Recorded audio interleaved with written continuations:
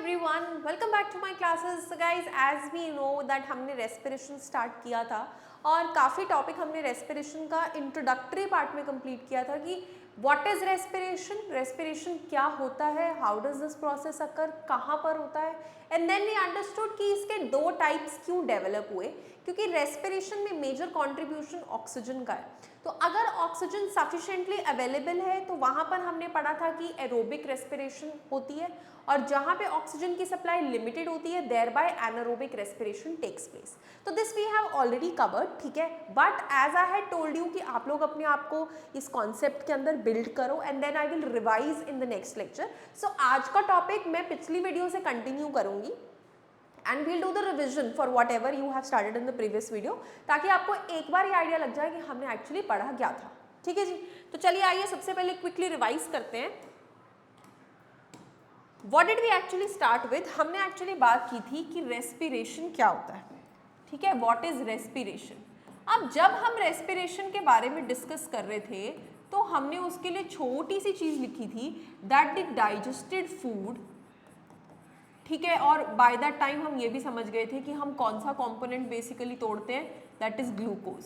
Glucose we combine with the oxygen, जो oxygen air से आई होती है via nose and via lungs, ठीक है, जो हमारे सेल्स तक पहुंची है। It breaks down to release energy, और साथ में हमारा बाई प्रोडक्ट निकलता है कार्बन डाइऑक्साइड एंड वाटर।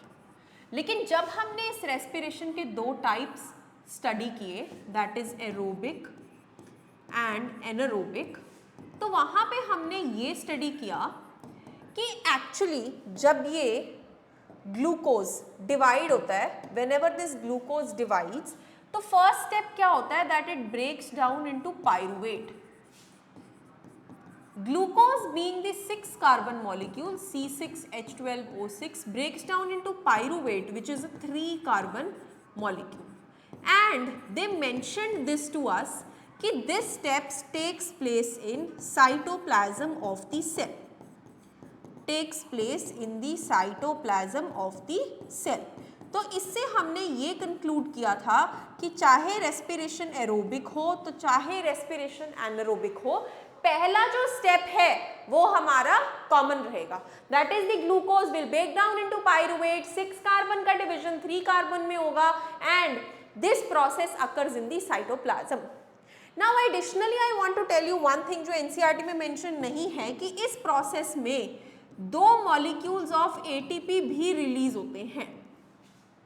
तो ऐसा नहीं है this process is energy less, 2 molecules ATP के यहाँ रिलीज हो रहे हैं ऑलरेडी, करेक्ट। लेकिन मेजॉरिटी एनर्जी जो रिलीज होगी वो नेक्स्ट स्टेप में होती है, which takes place in the mitochondria, ठीक है।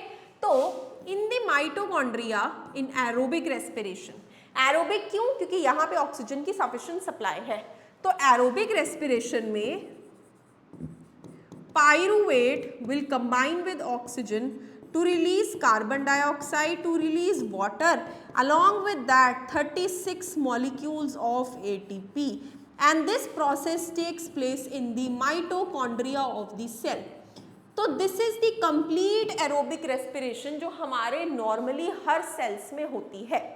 But for example you start exercising, for example you are doing some work जिसमें आपको सांस चढ़ रहा है, तो उस केस में क्या होता है कि ऑक्सीजन की सप्लाई, जो हमारी बॉडी को ऑक्सीजन की सप्लाई है वो डेफिसिट हो जाती है, that becomes deficient.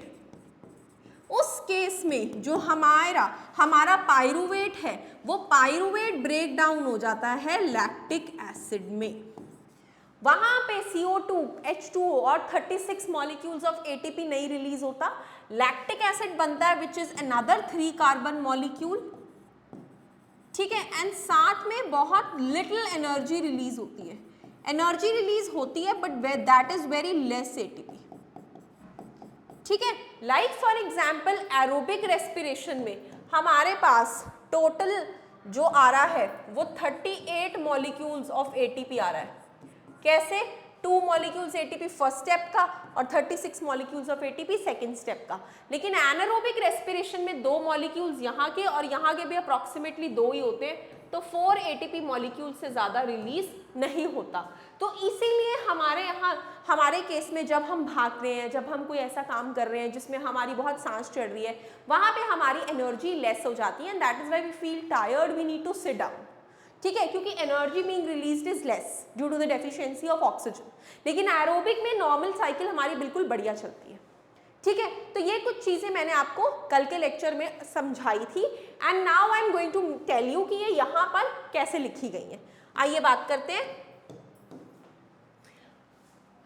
Aerobic anaerobic, हमने ये कवर कर लिया था। यहां से रीड करते हैं, sometimes when there is lack of oxygen in our muscle cells, मतलब हमारी बॉडी के, ह्यूमन बॉडी के मसल्स होते हैं जो मूवमेंट में हेल्प करते हैं basically, and these muscles are made up of cells known as muscle sales.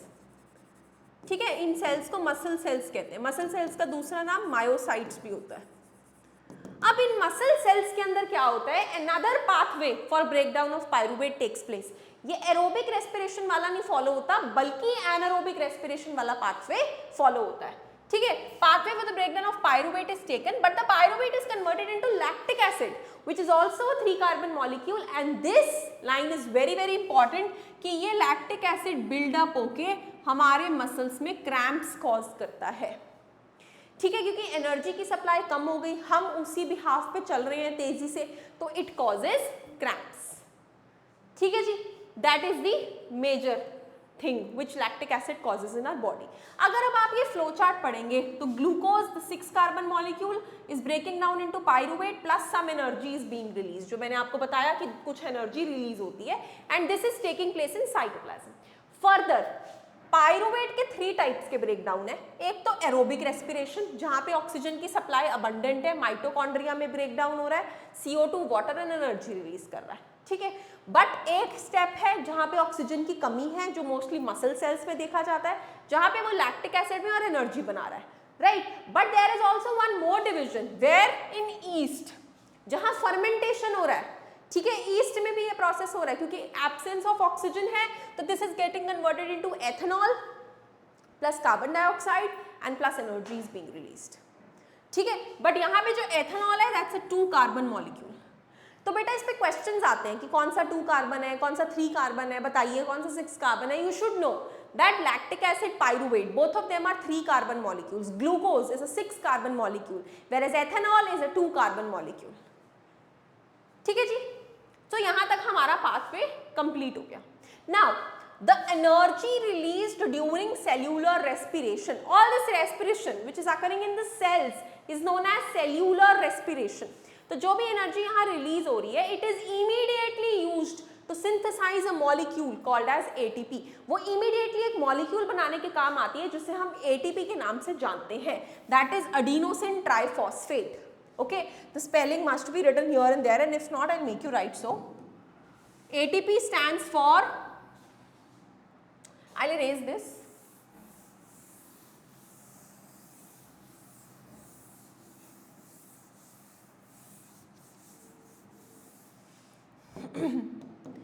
ATP stands for adenosine triphosphate। ठीक है जी, ATP which is used as fuel, which is used as to fuel all other activities in the cell. For example, हमारे cell में digestion हो रही है, for example हमारे किसी सेल में ट्रांसपोर्टेशन हो रही है, फॉर एग्जाम्पल कहीं किसी सेल में यूरिन बन रहा है। ठीक है, तो इन सभी प्रोसेसेस के लिए हमें एनर्जी चाहिए, और ये एनर्जी किससे आ रही है, हमारी ATP से। ठीक है, so it is used to fuel all the activities in the cell. How in this process, कैसे फ्यूल करती है, ATP is broken down to give rise to a fixed amount of energy. जो हमारा ATP है वो fixed amount of energy release करता है, मतलब ATP का क्या हो जाता है, ब्रेकडाउन। ठीक है, ATP ब्रेकडाउन होता है, एनर्जी रिलीज करता है, जिससे हमारी बॉडी के एंडोथर्मिक रिएक्शंस होते हैं। नाउ आप सोचो कि बॉडी में एंडोथर्मिक रिएक्शंस मतलब यार ऑब्वियसली जो रिएक्शंस हीट कंज्यूम कर रहे हैं, एनर्जी कंज्यूम कर रहे हैं, वो एंडोथर्मिक रिएक्शंस होंगे। तो हमारी बॉडी में जितने भी एक्शंस ऐसे रिएक्शंस हैं जिन्हें एनर्जी चाहिए है आगे ओवरटेक करने के लिए, आगे परफॉर्म होने के लिए, तो ऐसे रिएक्शंस को हम एंडोथर्मिक रिएक्शंस कह देते हैं। ठीक है जी। So till here we have completed all the details. यहाँ तक हमने सारा फिनिश कर लिया है about the respiration. Now we will study the further aspects of respirations given in the NCERT but in our next part. So thank you so much for being with me and stay connected. Thank you.